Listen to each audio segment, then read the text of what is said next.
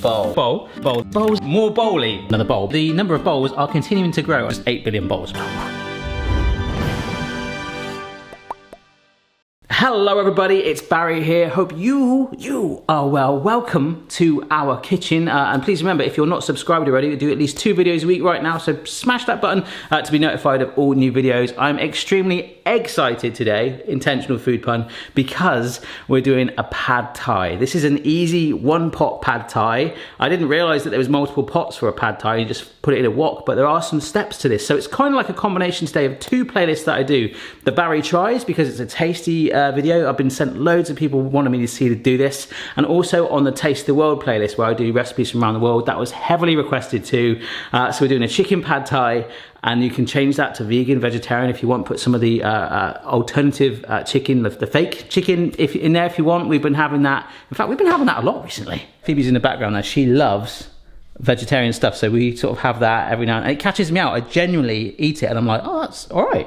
I just don't tell you. You just don't tell me until I've eaten it. I'm just like, oh, I like vegan, vegetarian food, but I also like meat too. But you can put beef, pork, whatever you want in this, and I'm really keen to get going. So let's do it right now. Pop your kettle open. Don't worry, I'm not teaching you how to boil water. Kettle is boiling because this is the first thing we're doing. We're cooking our noodles, and apparently for a pad thai, rice noodles, you can get lots of ones that are made fresh in the refrigerated section that cook in like a minute in the supermarket, or you could probably eat them straight away. But apparently they need to be slightly wider. These are called folded ones, so rice still, but a little bit of width on them, all right? So rather than just strands like hair, but to be honest, I'll eat it either way. The funny thing is today, I'm not using a wok, okay? Because my wok doesn't have a lid. So to make this step possible and to keep it fully one pan, I need a saucepan, so we'll do that. This is 1 litre of the freshly boiled water. I boiled a little bit extra over that because I basically want to have a coffee in a minute, if that's all right. So let's get that water straight in there. And apparently we just plunge the noodles in.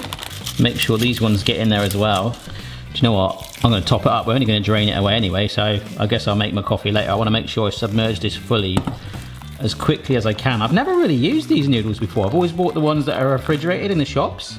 That, like I say, they're almost, you could eat them like an ice lolly. Anyhow, we stand this for 10 minutes. Guys, can you give me a timer for like 10 minutes, please? All right, so that is literally cooking right now in our 1-pan pad thai. And it's really important today, if you've not got sesame oil, you could use vegetable oil or olive oil instead, but it's not gonna be anywhere near as authentic. Please get some sesame oil. It's amazing with stir fries and things like that too. We're gonna put that with the noodles and other things in just a bit. Now this is where it's like, well, that's not really 1 pan, is it? Because unless you buy a pre-packaged sauce, you can dump it in, but we're now gonna make, whilst that's cooking, our sauce. For our homemade pad thai sauce, we're gonna use some sriracha. This is a sun-dried chili hot sauce, and it is bloomin' stonking. I've never had a brand deal with it. I don't necessarily endorse the brand, but if there's ever an option, I would literally put it on everything. Generally do love this stuff, but it has got a little bit of kick. Let me, oh, it's just so good. Do it with caution though if you don't like spicy stuff. Just need some milk, just need some milk.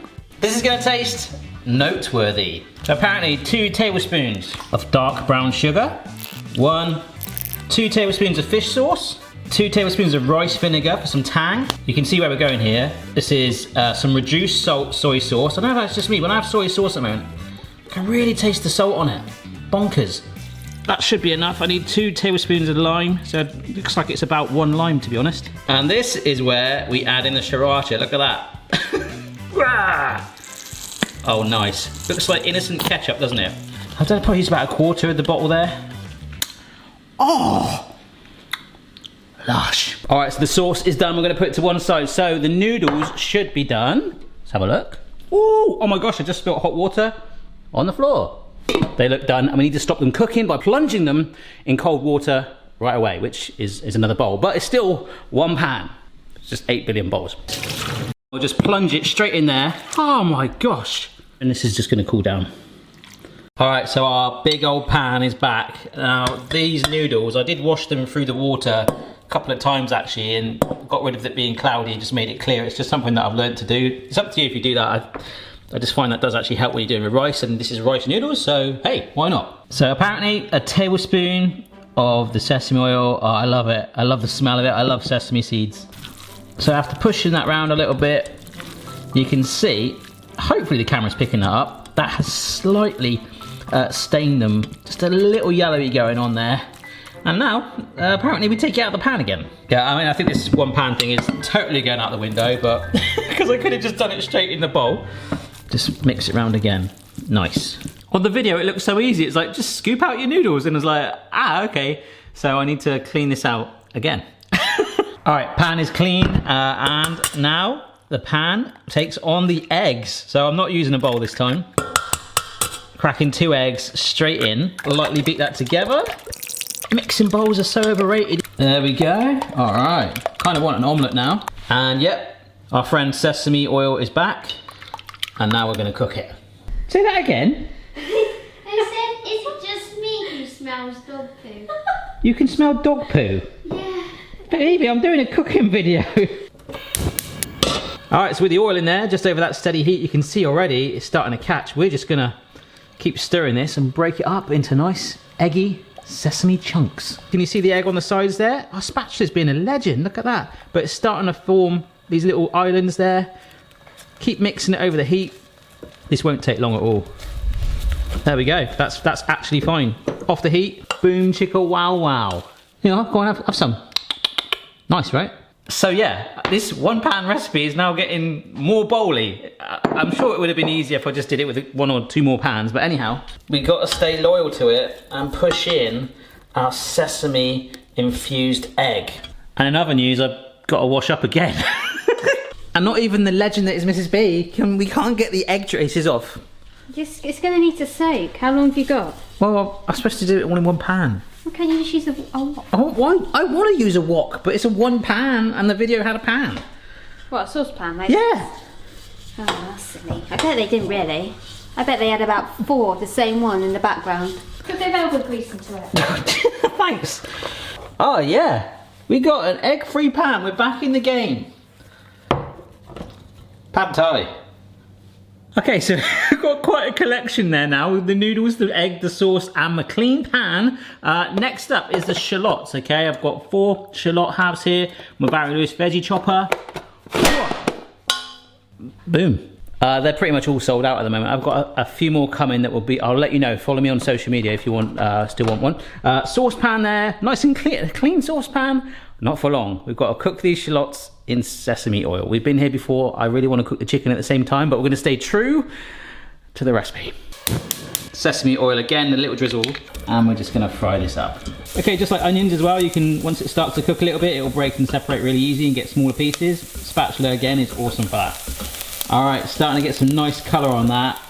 Let's get it out.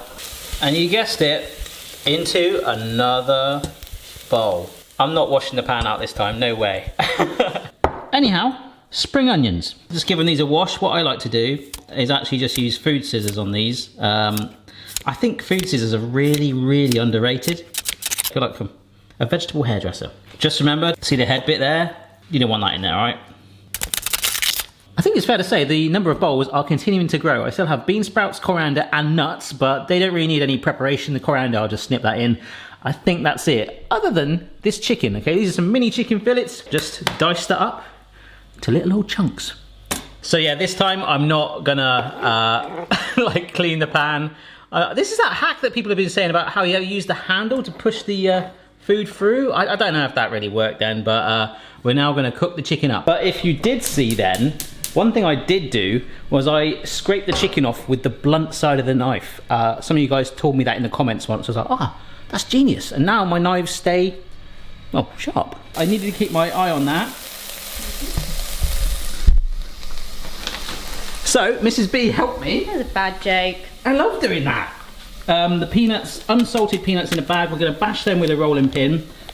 Enjoying those? Yep, just sealing the bag back up. Sealing the bag? Mm-hmm.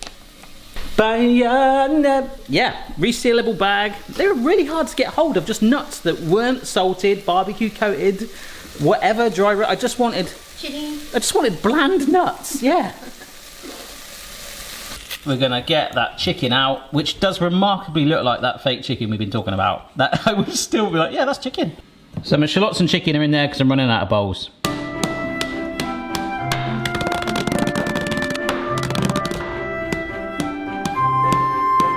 I think we're just about ready to bring this together now. We have got our chilled noodles that are cooked. We've got the chicken with the shallots hiding underneath it. We've got the cooked sesame egg. We've got the coriander, aka cilantro. We've got some bashed peanuts in there, bean sprouts and the spring onions hiding, and the sauce. Let's bring it together.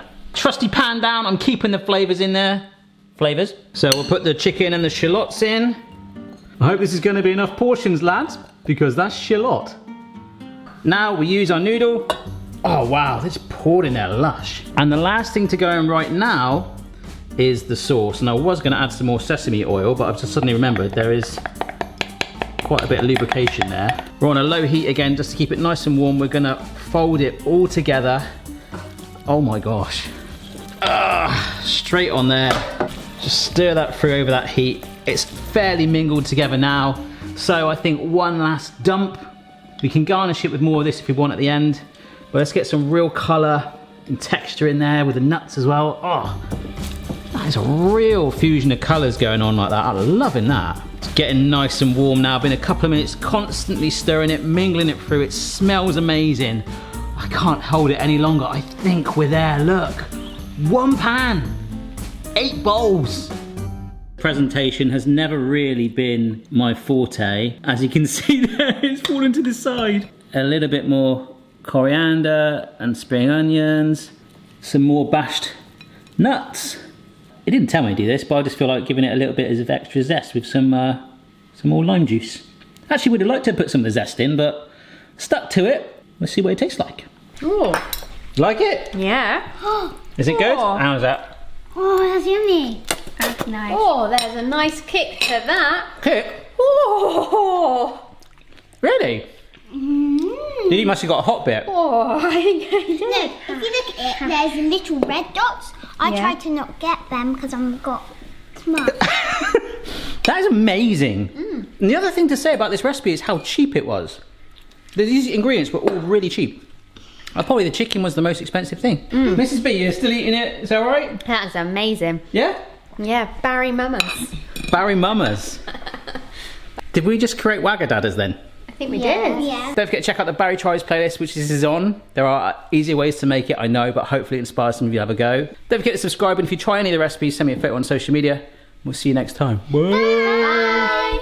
Check your level, player. No matter what your style, the kitchen's for me. Simon's moustache, goatee, maybe all three. Just 8 billion bowls.